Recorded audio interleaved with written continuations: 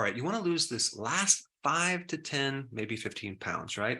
That stubborn fat that doesn't seem to want to go anywhere, whether it's in your belly, on your hips, in your butt, on your thighs. We're going to talk about this. I first want to show you this book right here. You probably heard of Sun Tzu before. This is called The Technology of War.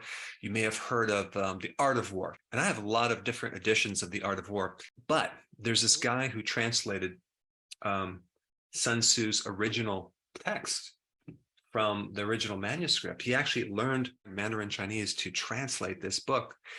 And he found that there's been a lot of alterations over the years. He found that the name of the book is not The Art of War, because the translation really wasn't the word art.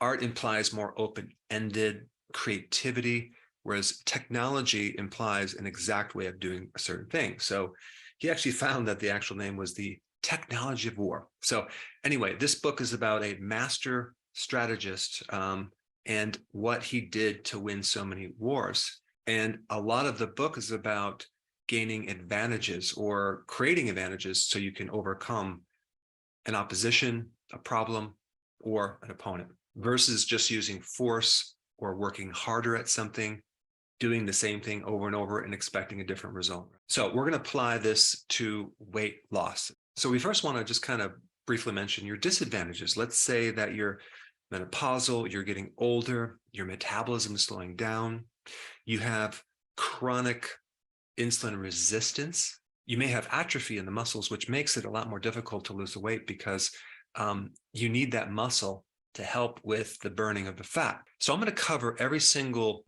advantage that you can use to overcome this problem.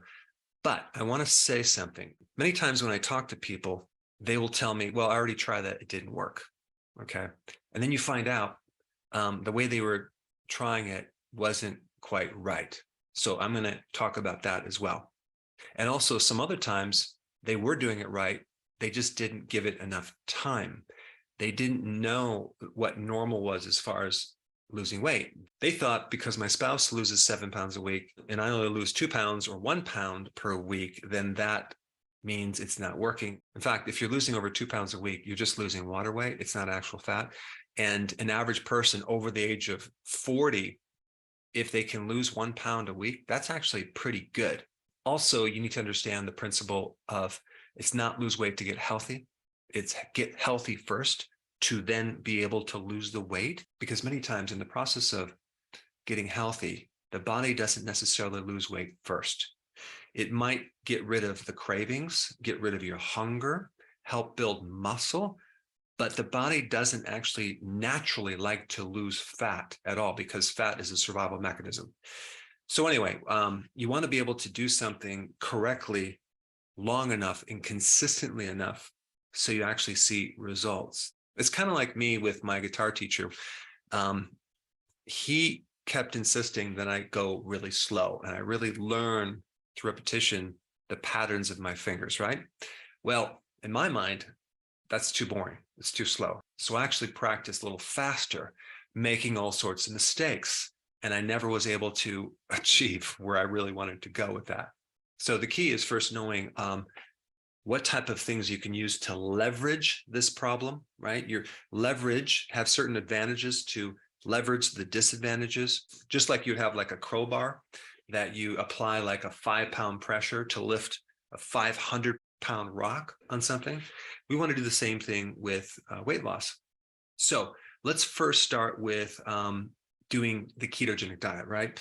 Maybe your carbohydrates just are not low enough. You want to go as low to 0 as far as carbohydrates as you can. And I have a video on that as well. It's called the Keto on Steroids. I have another one. I will put both links down below, but you want to keep your carbs as low to 0 as possible. The other problem I see with keto is you may be doing a dirty version of keto, not the healthy version. It makes a big difference because yes, lowering carbs will help you lose weight, but having quality ingredients and making sure those ingredients are really healthy can actually help you lose even more weight and get healthy at the same time, which is what we're trying to do. And also, just because something on a label says it's keto friendly does not mean it's keto friendly, okay? And then, of course, combining intermittent fasting. That is a necessity, okay? Had one person did keto, but they didn't want to do intermittent fasting. So they were basically eating high fat, low carb keto snacks through the whole day, thinking that they're going to lose weight. So just because something is keto doesn't mean you're going to lose weight, especially if you're snacking or eating between meals. Then let's get into the point of fasting, intermittent fasting. How long are you fasting for? If you're at 2 meals a day, go to 1 meal a day. Okay. If you're at 1 meal a day, maybe you have to go to 1 meal every other day. Also, periodic prolonged fasting is really going to help you. Let's say on the weekends, you do a 48-hour fast. Let's say once every 2 weeks or every month, you do a longer fast, maybe even 5 days. I mean, that right there usually will solve the problem, especially doing a lot of diets or have very severe insulin resistance. However, that being said, I have some people that do that and they still have a problem. So we're going to go through some more things too. So we have doing the healthy version of the ketogenic diet. We have doing intermittent fasting more aggressively.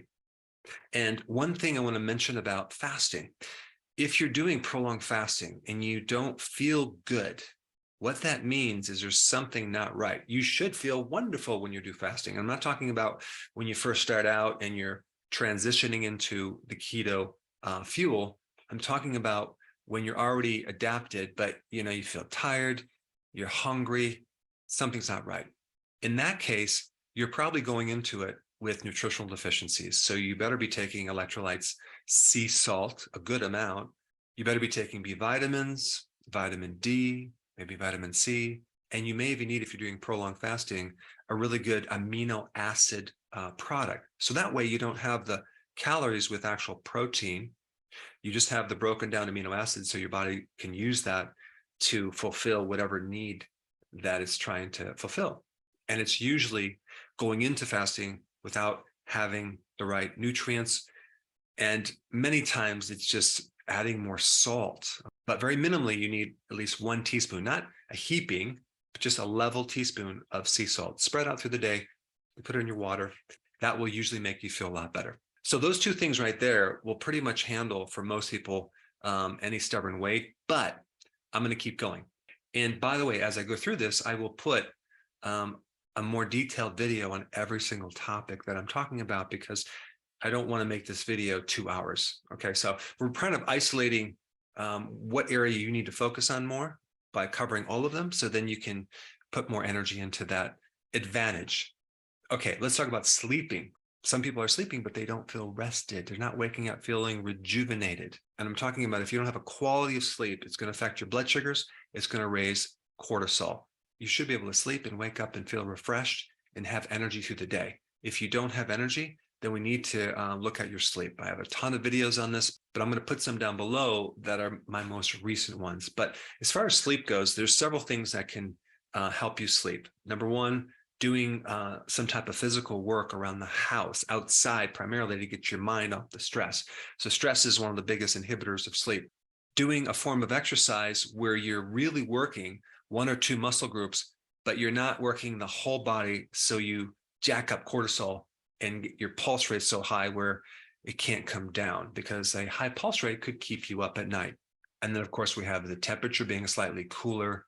The other thing is your room, making sure you don't have any extra light, especially not watching your computer screen right before bed or your cell phone, because that blue light can inhibit melatonin. We also have a few supplements you should be taking before bed to help you sleep. Like vitamin D is a good one, zinc is a good one, and B1 is a really good one. Even though B1 gives you energy, but it won't prevent sleep. It'll actually help you sleep, because sleep is an active thing. It's not a passive thing. There's like the sleep pressure that pushes you into these deep delta waves that you're going through at night to feel rejuvenated. It's a pressure that pushes you into the REM sleep as well. Trying to sleep an extra half hour or even an hour a day will help you greatly, even if you have to take a nap. All right, next topic, gut issues.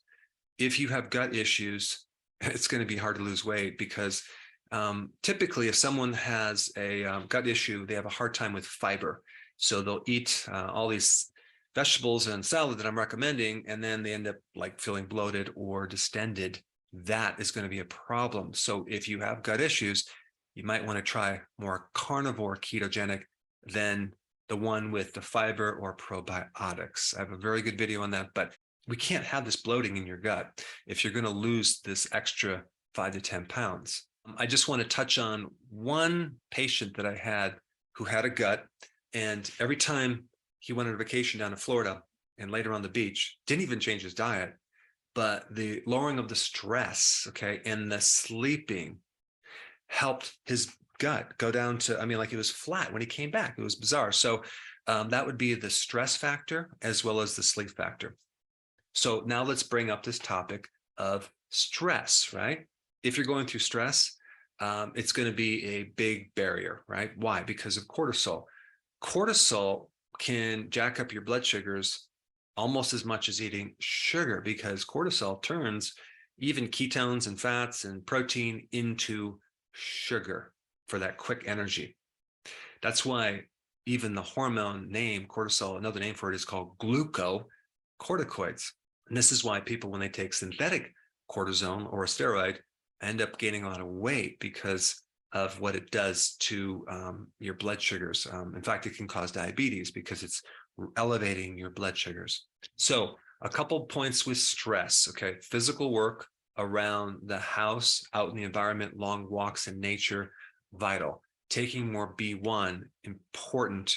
Also, ashwagandha is a great herb, and it acts as an adaptogen, so it helps you tolerate stress much better. Vitamin D will help lower your stress greatly. But just from the topic of stress, when I've worked with people for many, many years, sometimes those people that have really stubborn weight are just so darn serious. The intensity of trying to lose weight and the stress of it is keeping their adrenals revved up. So I told one lady, okay, who's doing everything right, just to stop worrying about losing weight. Okay, stop weighing yourself on the scale.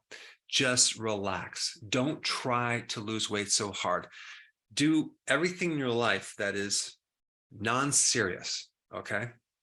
And just keep a real light attitude. I swear, when she came back the next week, that was the only time she lost weight. That includes stop watching the news, stop watching things on the internet that rev up your adrenals, have a relaxed, a carefree attitude. All right, next topic, pre-existing health conditions. So many people are on medications, so many people have health conditions. That's the area that you need to address. I have a video on every single possible health problem that you might have.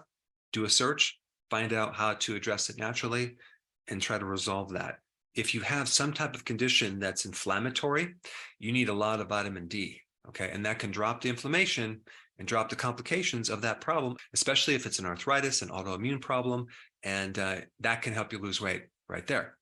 Another barrier, the health of your liver. If you have a fatty liver, okay, you could be doing things right now to speed up removing that fat off your liver, because the more fat off the liver, the more weight you're going to lose.